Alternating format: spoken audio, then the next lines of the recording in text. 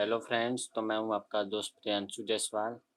मैंने यहाँ तक आपको पार्ट वन में पढ़ा दिया था, तो अब मैं पार्ट टू आपको पढ़ाने जा रहा हूँ।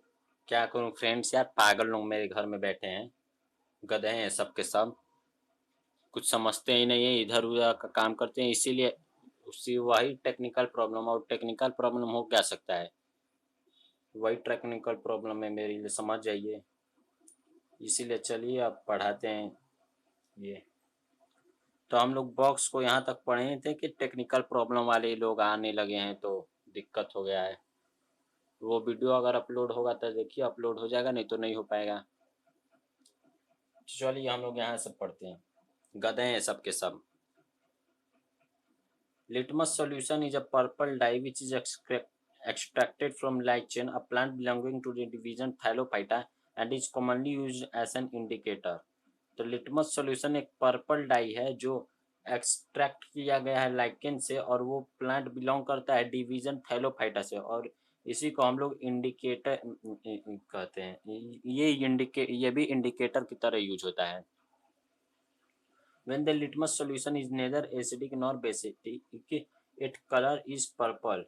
अगर लिटमस सॉल्यूशन ना एसिडिक हो ना ही बेसिक हो तो उसका कलर पर्पल होता है। There are many other natural materials like red cabbage leaves, turmeric, colored petals of some flowers such as hydrangea, petunia, and geranium, which indicate the presence of acid or base in a solution. तो यहाँ पर बहुत सारे other natural materials है, जैसे red cabbage leaves, turmeric, coloured petals, petals के कुछ flower जैसे हाइड्रेंजिया, पेटूनिया और जेरेनियम, जो इंडिकेट करता है एसिड और बेस का एक सॉल्यूशन में। These are called acid base indicators और समटाइम्स सिंपली इंडिकेटर्स।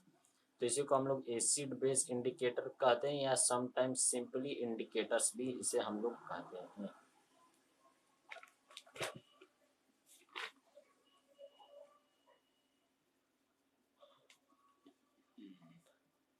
तो अब हम लोग पढ़ते हैं understanding the chemical properties of acid and bases. तो केमिकल प्रॉपर्टीज अब हम लोग पढ़ते हैं एसिड और बेसिस का। Acid and bases in the laboratory, तो एक एक्टिविटी हम लोग वो पहले पढ़ते हैं। Collect the following samples from the science laboratory. तो ये सैंपल्स हम लोग को साइंस लेबोरेटरी से लेने हैं। Hydrochloric acid, sulphuric acid, nitric acid, acetic acid, sodium hydroxide, calcium hydroxide, potassium hydroxide, magnesium hydroxide and ammonium hydroxide, ये सब हमें ले लेना है। Put a drop of each of the above solution in a watch glass and test with a drop of the following indicators and shown in table 2.1। तो एक drop, हर एक का एक ड्रॉप लेना है सोल्यूशन का एक वॉच ग्लास में, और टेस्ट करना है फॉलोइंग इंडिकेटर, जैसे टेबल 2.1 में दिया गया है। ये देखिए, ये what change in color did you observe when red is blue phenolphthalein and methyl orange solution for each of the solution taken? Tabulate your observation in table 2.1। तो ये टेबल भी बहुत ज़्यादा इम्पोर्टेंट है, इसीलिए मैं ये भी आपको पढ़ाता हूँ।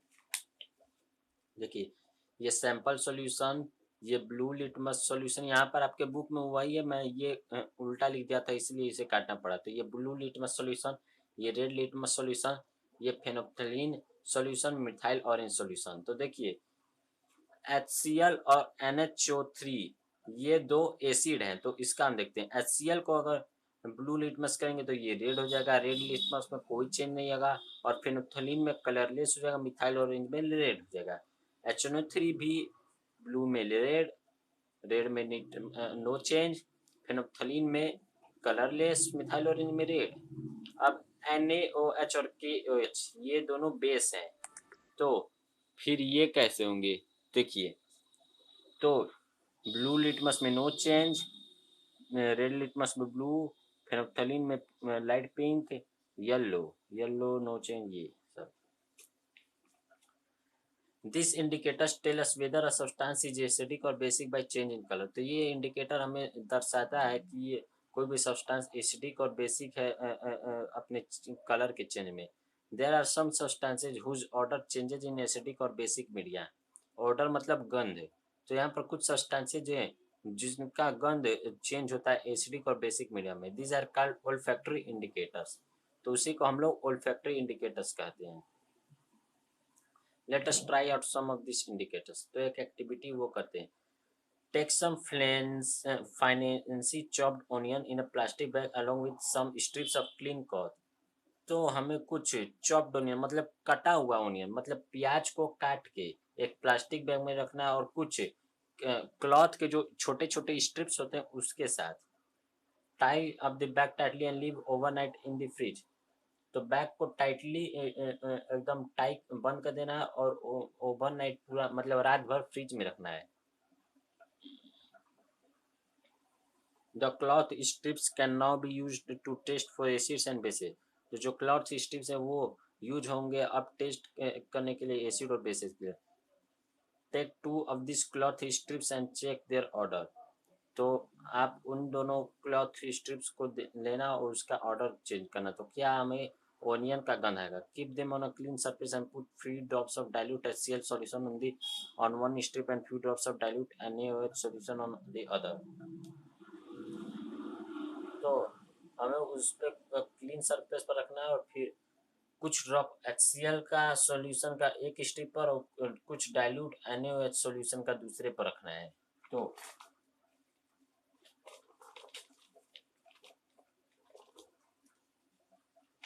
तो देखिए rinse cloth both rinse both cloth strips with water and again check their odour. तो इन दोनों क्लॉथ स्ट्रिप्स को धोना है वाटर के और फिर चेक करना उसका odour. Note your observation. Now take some dilute vanilla essence and clove oil and check their odour. तो उसके बाद कुछ डाइल्यूट वनीला लेना है और क्लोव ऑयल लेना है और उसके बाद उसका ऑर्डर चेक करना है। Take some dilute HCl solution in one test tube and dilute NaOH solution in another। तो कुछ इस तरह लेना आप लोग एक्टिविटी कर लीजिएगा बहुत बड़ा है।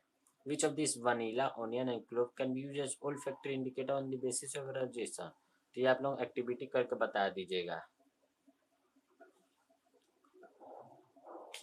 How do acids and bases react with metals. तो कैसे एसिड और बेसिस रिएक्ट करते हैं मेटल के साथ। ये टॉपिक नहीं है, ये एग्जाम में बहुत बार क्वेश्चंस के रूप में भी आ जाता है, उठ के पूरा क्वेश्चंस ही आ जाता है।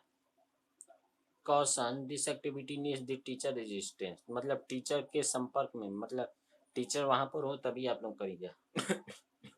चलिए एक्टिविटी पढ़ते हैं। अरे ये एक्टिविटी पढ़ने की कोई जरूरत नहीं, मैं आपको समझा देता हूँ। देखिए 5 ml डाइल्यूट सल्फ्यूरिक एसिड लेना है मतलब H2SO4 लेना है एसिड और कुछ पीस जिंक ग्रेन्यूल्स का मतलब जिंक ग्रेन्यूल्स है उसका छोटे छोटे पीस लेने यहाँ पर जैसे आप लोग देख रहे हैं वो। तो जिंक ग्रेन्यूल्स क्या है मेटल है तो ये लेना है। तो उसके उसको एक टेस्ट ट्यूब में रखना है। तो देखिए टेस्ट ट्यूब में हम लोग रखेंगे तो यहाँ पर क्वेश्चन है कि क्या आप लोगों ने क्या ऑब्जर्व किया। तो जिंक ग्रेन्यूल्स को तो हम लोग ने देखा कि यहाँ पर हाइड्रोजन गैस का बबल निकलना। देखिए छोटे छोटे बबल्स निकल रहे हैं ना हाइड्रोजन गैस को। वो आप लोग बुक खोले रहे क्या जान आपको अच्छे से नहीं दिख रहा हो। Pass the gas being evolved through the soap solution. Why bubbles form. यहाँ पर फिर एक क्वेश्चन क्या है। Why are bubbles form in the soap solution. Because it does react. तो क्योंकि ये रिएक्ट करता है। Take a burning candle near gas bubble. तो एक बर्निंग कैंडल लेना है। तो देखिए ये डिलीवरी ट्यूब है वहां से जाना है और ये सोप सॉल्यूशन है तो सोप सॉल्यूशन में डालना है। तो उसके बाद जब ये जाएगा हाइड्रोजन एयर उसमें तो उसमें से भी बबल निकलेगा। तो यहाँ पर और कहा है कि एक जलता हुआ कैंडल मतलब बर्निंग कैंडल उसके पास ले जाना है। जब बबल निकलेगा तो बर्निंग कैंडल ले जाना है। तो क्या वहां पर देखेंगे तो वहां पर पॉप साउंड मतलब हाइड्रोजन बर्न कर रहा है विथ अ पॉपिंग साउंड। पट पट ऐसा आवाज आता है। तो ये डायग्राम आप लोग देख लीजिएगा। मेरे ख्याल से तो ये आसानी डायग्राम है। देखिए ये इस तरह है। ये स्टैंड तो आप लोगों को बनाना ही आता है। ये बना लीजिएगा और ये फिर इस तरह लाइन बना दीजिएगा। यहाँ से बबल्स निकलेंगे यहाँ पर बर्निंग कैंडल। तो आप लोग ये बना लीजिएगा।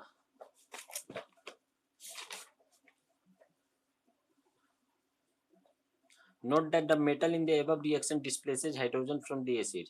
तो यहाँ पर नोट करने वाली चीज है कि जो मेटल है उस एबव रिएक्शन में वो हाइड्रोजन को डिस्प्लेस कर रहा है एसिड से। This is seen as hydrogen gas. The metal combine with the remaining part of the acid and forms a compound called salt.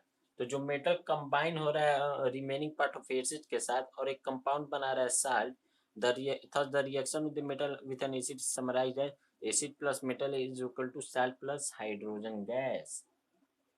तो यहाँ पर क्या दिया गया है तो मैं आपको समझा देता हूँ कि यहाँ पर H2 विल बी डिस्प्लेस, मतलब कोई भी रिएक्शन हो उसमें H2 डिस्प्लेस होता है, मतलब मेटल के केस में। तो देखिए HCl है, इसमें H डिस्प्लेस होगा, H2SO4 में H2 डिस्प्लेस होगा, HNO3 में H डिस्प्लेस होगा। तो भाई एसिड प्लस मेटल ये अब एक्टिविटी 2.4। अच्छा यहाँ पर एक क्वेश्चन भी दिया है, can you now right the equation for the reaction you have observe. तो यहाँ पर बताएगा कि इक्वेशन हम लोग को लिखना है कि क्या हम लोग ने देखा। देखिए वहां पर लिखना तो एक ही है, मैं 3 बता देता हूँ। Zn प्लस H2SO4, तो ये बनाएगा ZnSO4 और ये एक्वस होता है नेचर में plus H2 gas, Mg plus 2HCl, MgCl2 plus H2 gas, Fe plus H2SO4, FeSO4 aqueous plus H2 gas. अब एक्टिविटी 2.4 हम लोग देखते हैं। Place a few pieces of granulated zinc metal in a test tube. तो कुछ piece zinc metal का एक test tube में रखना है। Add 2 ml of sodium hydroxide solution and warm the contents of the test tube.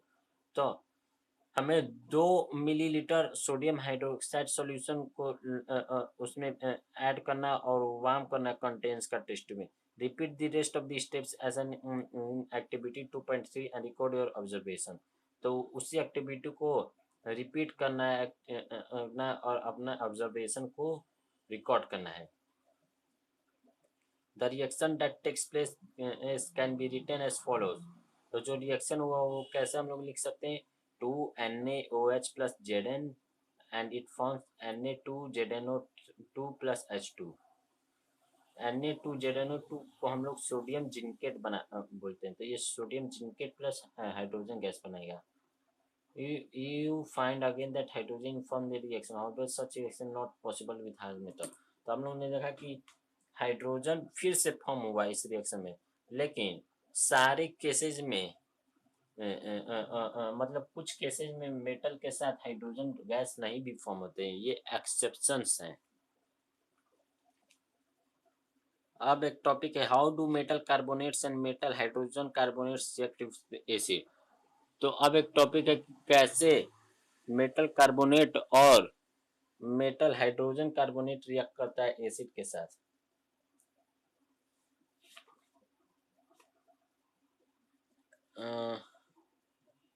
तो activity 2.2, take 2 test tubes, label them as A and B, take about 0.5 gram of sodium carbonate Na2CO3 in a test tube A and about 5 gram of sodium hydrogen carbonate Na3 test tube B, add about 2 ml। ये activity आप लोग कर लीजिएगा, मैं आपको यही बता दूँ। The reaction occurring the above activity are reaction है test tube Na2CO3S plus 2HCl plus X4 and 2 inform 2NaCl plus H2O plus CO2, NaHCO3 plus HCl and it form NaCl plus H2O plus CO2। On passing the carbon dioxide evolved through lime water CaOH whole twice plus CO2 and it forms CaCO3 plus H2O। On passing excess carbon dioxide, the following reaction takes place: CaCO3 plus H2O plus CO2 plus CaHCO3 whole twice। Limestone, chalk and marble are different form of calcium carbonate। Limestone, chalk और marble ये अलग अलग form है calcium carbonate के। All metal carbonates and hydrogen carbonates react with acid to give a corresponding salt, carbon dioxide, water.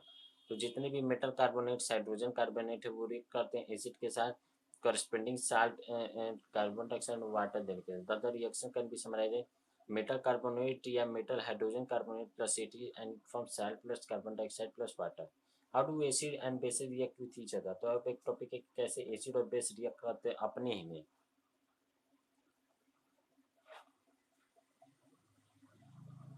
Thank you friends.